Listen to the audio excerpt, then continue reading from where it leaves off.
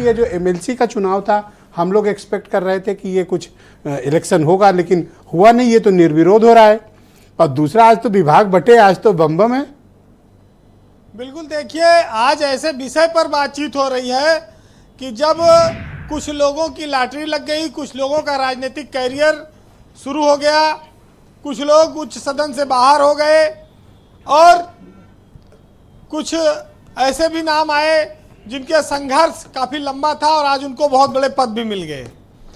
ब्रजेश जी, ये जो विधान परिषद के 13 सीटों का चुनाव हुआ जी, जिसमें निर्विरोध चयन तय है, उसमें देखिए मोहसिन रजा, बुक्कल नवाब, यशवंत सिंह ये और विद्यासागर सोनकर, ये 4 बड़े नाम थे जो भाजपा से इस बार नहीं रिपीट हो पाए।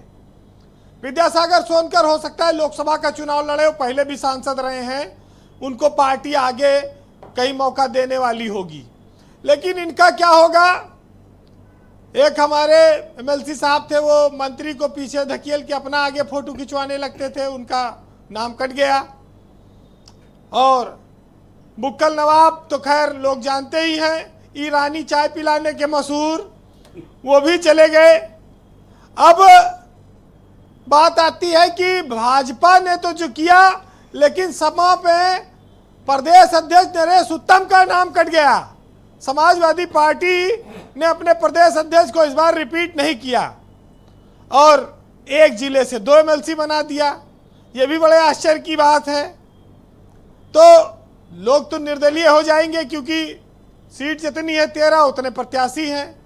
अच्छा, बार बार खरीद फरोख्त का आरोप झेले कौन और माथा पच्ची करे कौन? कौन किसको तोड़ा? इससे अच्छा बोले चलो बराबर हो जाए मामला, ठीक करो इसको।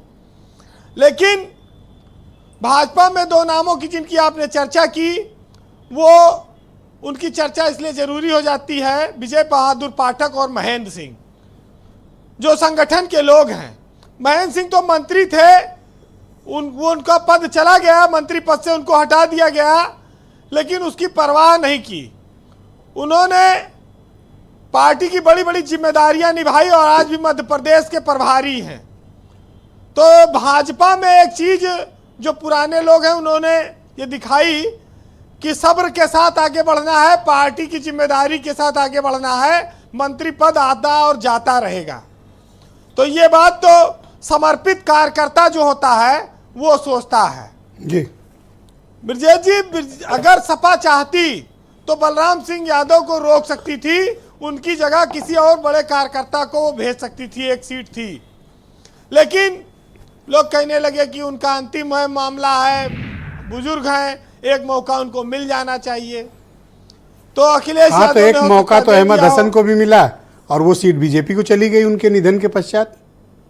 देखिए, ये कौन सा मौका देने की बात हुई? बहुत बार चूक होती है और बहुत बार नेताओं के सामने मजबूरियां भी होती हैं और कई बार ऐसे काम करने पड़ते हैं जिसकी आवश्यकता नहीं होती, फिर भी करना पड़ता है और वो चीजें होती हैं जी। लेकिन होशियारी इसमें है, चालाकी, कि भाई सांप भी मर जाए लाठी भी ना टूटे।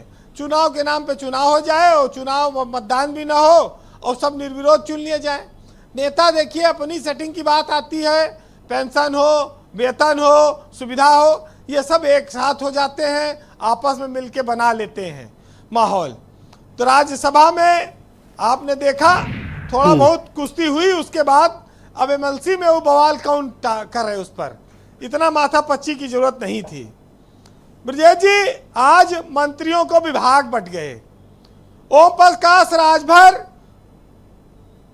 का कह दीजिए कि जमाना आज बहुत तगड़ा चल रहा है और कहते ना कि आंधियों में चिराग जलने लगा है उनका।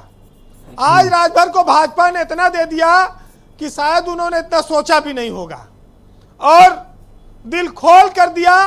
तो राजभर ने भी भाजपा के लिए काफी लंबी प्रतीक्षा की। राष्ट्रपति चुनाव से वो बीजेपी के साथ आए थे जी और आज तक वो लड़ते रहे। उनकी लंबी तपस्या का कहा जाए तो अब इनाम मिला। अगर ये घोषित चुनाव ना हारे होते दारा सिंह तो राजभर को पहले मिल जाता। ये दारा सिंह के चक्कर में सब लेट हुआ। वैसे एक चीज और आप तारीफ करिएगा ओम प्रकाश राजभर की, कि जिस एमएलसी की सीट वो अपने बेटे अरुण राजभर को दे सकते थे वो उन्होंने अपने पार्टी के कार्यकर्ता को दी। अपने परिवार को सीटें देने का उदाहरण संजय निषाद के रूप में मौजूद है, जहां उनके बेटा सांसद और विधायक और वो खुद मंत्री भी हैं। तो इस मामले में राजभर ने बड़प्पन दिखाया, उनका बड़ा दिल है और वो जमीनी नेता के तौर पर उन्होंने एक संदेश दिया अपने समाज को कि सब कुछ खाली उनके परिवार में नहीं रहेगा। तो ये एक अच्छी बात है। वैसे लोकदल को तो गन्ना के खोई भी चूसने लायक नहीं छोड़ा कि जो रस चूसने के बाद खोई निकलती है फोकला, वो वहां से अगर कुछ चाटने को मिले तो विज्ञान और साइंस और टेक्नोलॉजी। ऐसा ना कहो वीरेन जी, विज्ञान तकनीकी हमारे दोस्त संजय भाई बता रहे थे, बहुत अच्छा है। आप कहाँ ये सब? संजय चौधरी साहब तो नगर विकास जैसे महकमे में टंडन जी के साथ रहे हैं, उन्होंने बहुत दुनिया देखी है। अब वो पार्टी प्रवक्ता है, वो बोले भले लेकिन हर कोई जानता है कि विज्ञान यहाँ कौन रॉकेट उत्तर प्रदेश से छोड़ा जा रहा है, कौन लॉन्चर छोड़ा जा रहा है कि साइंस में प्रयोग होगा।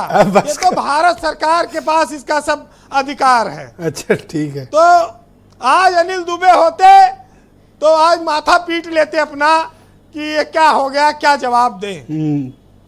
सब कुछ राजभर पर लुटा दिया गया, इसमें कोई शक नहीं है। और ये हर कोई जानता है, ये तो झगड़ा लगाने वाली बात हो गई।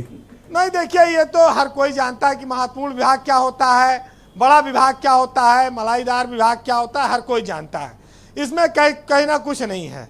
लेकिन एक साहित्यकार ने लिखा है कि जरूरत से ज्यादा मिले तो उसे कहते हैं नसीब, और सब कुछ है फिर भी जो रोता रहे उसे कहते हैं बदनसीब, और जिंदगी में थोड़ा कम पाकर भी जो हमेशा खुश रहे उसको कहते हैं खुश नसीब। तो आज बहुत सारे लोग इस श्रेणी में हैं, बाकी वो लगा ले अंदाजा अपना अपना किसको क्या मिला। हो सकता है कि इससे बड़ी कोई चीज केंद्र में जयंत चौधरी की प्रतीक्षा कर रही हो, इसलिए उत्तर प्रदेश में शायद विभागों के मामले में बातचीत हल्की हुई हो। बहरहाल आज राजभर के सहयोगी जो भाजपा के सहयोगी हैं, राजभर को देखकर ये कह रहे होंगे, उनकी किस्मत पर रंज कर रहे होंगे, और ये गाना भी गा सकते हैं कि जा मैं तन्हा रहूं तुझको महफिल मिले, और डूबने दे मुझे तुझको साहिल मिले। आज मर्जी यही ना खुदा है मेरी, और खुश रहे तू सदा ये दुआ है मेरी। थैंक यू वीरेन जी, बहुत बहुत शुक्रिया ग्राउंड जीरो से अपने